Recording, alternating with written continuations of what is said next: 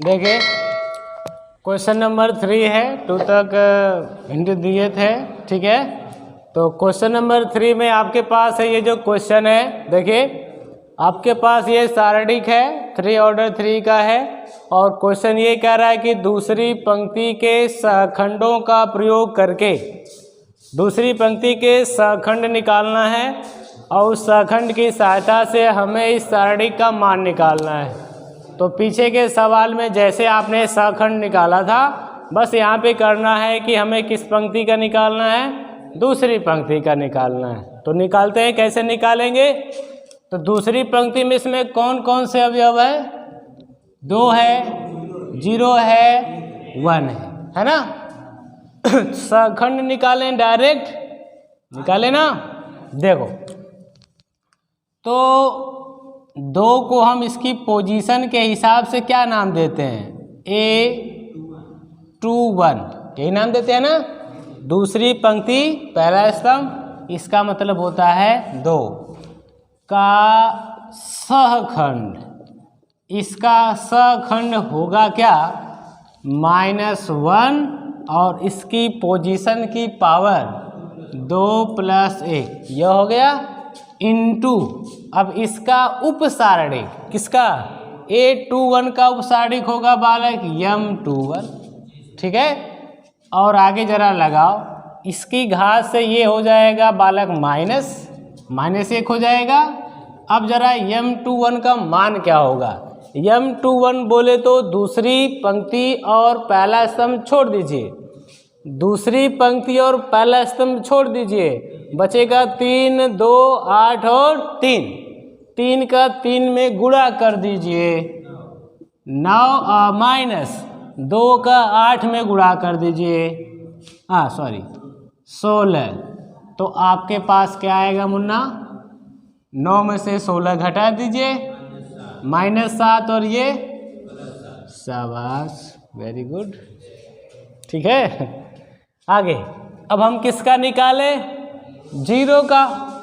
वैसे 0 का निकालने से कोई फ़ायदा है नहीं, हालांकि प्रसार जब करेंगे तो 0 से 0 हो जाएगा, लेकिन सहखंड निकालना पड़ेगा।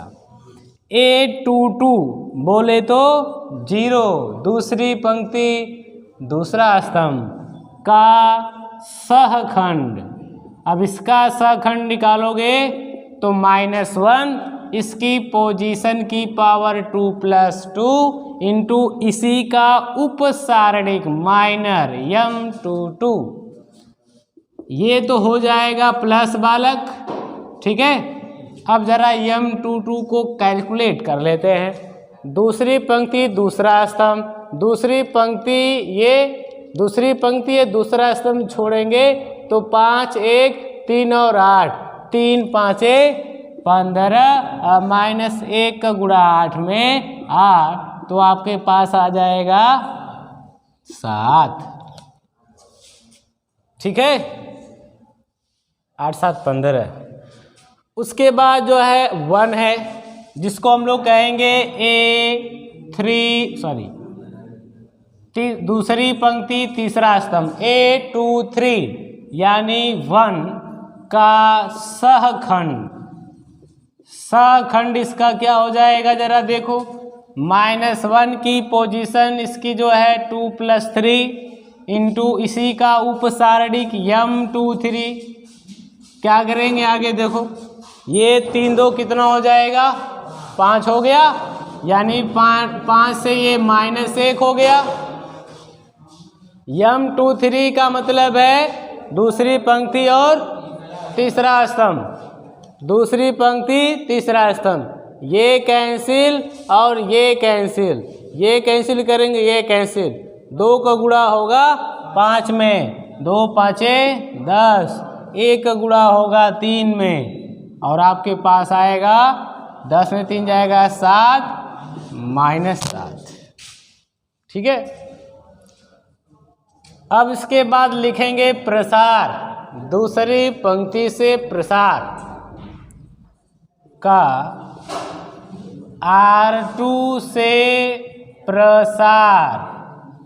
वो प्रसार होगा क्या, देखो प्रसार करेंगे, R2 से प्रसार होता है तो याद रहे R2 में सबसे पहले यहाँ के लिखते हैं A21 इंटू इसका सखंड, और इसके है देखो जो लिखा हो ना ये सब के सब सखंड हैं जिसका नोटेशन A21, ये भी सखंड है जिसका नोटेशन A22 होता है, यह भी सखंड है इसका नोटेशन A23। तो R2 से प्रसार करते हैं तो सखंड कैसे लिखते हैं, A22 इंटू A22 है ना, सॉरी 21, तो ये क्या हो जाएगा A21 प्लस A22, तो A22 ठीक है, प्लस A23 इंटू A23। ये सूत्र है R2 से अगर सखंड में प्रसार करना है तो। अब इन सब का मान आप निकाल चुके हैं, इसका मतलब वो अवयव होता है और इसका मतलब सखंड होता है। अब यहाँ पे देखो सब में प्लस है, माइनस नहीं लगाना है, वो सब काम यहाँ पे हो चुका है। A21 का बालक मान है 2 और A21 जो आया है ये वो है 7, प्लस A22 का मतलब 0 और A22 का मतलब है 7, ठीक है। फिर प्लस A23 का मान है 1 और A23 कितना है -7, ठीक है। तो ये हो जाएगा 7 दूना 14, ये तो हो गया 0, ये हो गया -7, 14 - 7 यानी 7, ठीक है। तो ये सखंड का प्रयोग करके इस सारणिक का मान है, ठीक है। अब क्वेश्चन नंबर जो 4 है वो भी कह रहा है कि सखंड का प्रयोग करके ही निकालना है, ठीक है। लिखेंगे इसको, लिखेंगे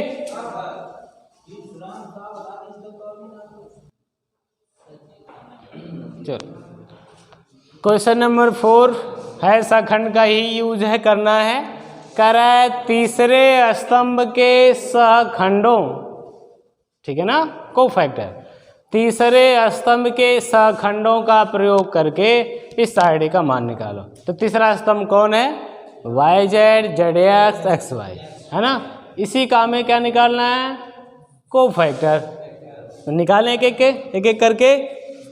सबसे पहले लेकर आते हैं YZ को, यानी YZ को इसकी पोजीशन के हिसाब से इसका नाम क्या होगा, पहली पंक्ति तीसरा स्तंभ, इसका सखंड, सहखंड बराबर होगा -1 की पावर 1 + 3 बालक 1 + 3 इंटू इसी का उपसारणिक M13। अब जरा देखो 1 + 3 प्लस ये हो गया प्लस M13 का मान निकालो, पहली पंक्ति तीसरा स्तंभ छोड़ो, पहली पंक्ति तीसरा स्तंभ ये छोड़ेंगे तो Z - Y, ठीक है, ये एक निकल गया सखंड। दूसरा ZX का जो पोजीशन के हिसाब से जो नाम होता है दूसरी पंक्ति तीसरा स्तंभ है ना, इसका आप निकालो सखंड, इसका सखंड निकालेंगे तो -1, ये है 2 + 3 और इसी का उपसारणिक M23, 2 और 3 हो जाएगा 5। तो ये तो माइनस भागने वाला नहीं है, अभी प्लस माइनस रहेगा। M23 दूसरी पंक्ति तीसरा स्तंभ छोड़िए, दूसरी पंक्ति और तीसरा स्तंभ, दूसरी पंक्ति तीसरा स्तंभ, तो 1x बचेगा, 1z, z का z एकम z है और इसका इसमें मल्टीप्लाई z माइनस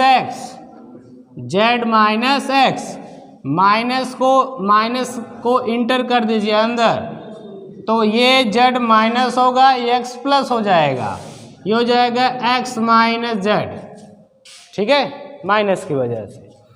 अब XY को पकड़ो, XY पोजीशन के हिसाब से नाम होगा तीसरी पंक्ति तीसरा स्तंभ, इसका सखंड निकालो, इसका सखंड होगा -1 और इसकी जो पावर 3 + 3 और इसी का उपसारणिक M33, ठीक है, और ये बराबर क्या हो जाएगा 3 + 3 ये तो प्लस हो गया, इसको छोड़ देते हैं। M33 तीसरी पंक्ति, ये तीसरी पंक्ति तीसरा स्तंभ छोड़ो तो y और -x, तो हमारे पास आ जाएगा y - x।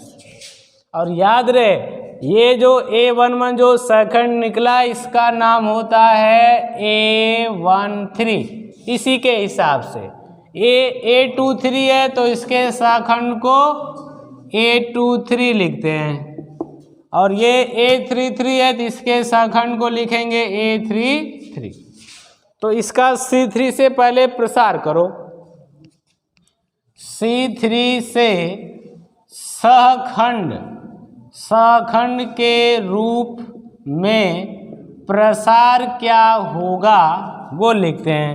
वो क्या होगा जरा देखो, यहाँ पे लिखते हैं।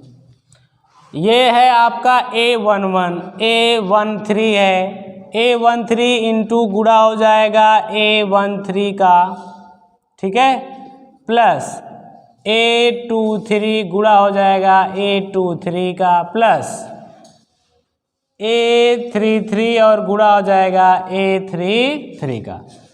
तो ये अवयव हैं और ये उनके सहखंड है, उनके रिस्पेक्ट में, उनके संगत, और उस रूप में इस सारणी का ये प्रसार है। अब जो जो मान है वो आप लिखो, जैसे A13 का मान है YZ, A13 ये जो आया है Z - Y, A23 है Z × X, A23 ये जो आया है X - Z plus X Y, और A33 जो है वो है Y - X, ठीक है। अब इसका क्या कर देते हैं, गुणा कर देते हैं, गुणा कर दो। y इसका गुणा होगा इसमें बालक तो YZ का स्क्वायर, इसका इसमें गुणा होगा तो -y²